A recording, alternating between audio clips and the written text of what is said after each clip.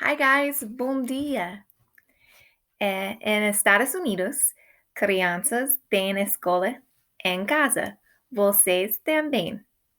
So, since everyone's having school at home, I thought it would be fun to send you an English lesson. Today, we're going to work on the TH sound.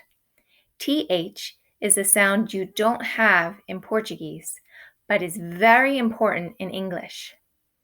We make the TH sound by taking our tongue, putting it on our teeth, and having our throat vibrate. You try.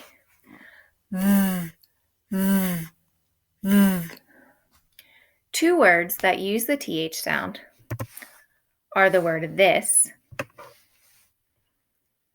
and the word that. The word this is for an object that is close. This apple. You try. This apple. Repeat.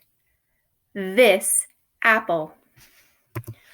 When the object is farther away, we would say that apple. You try. That apple. Repeat. That apple. This, that. Perto, this. Longe, that. This, that. Muito saudades. I miss you very much.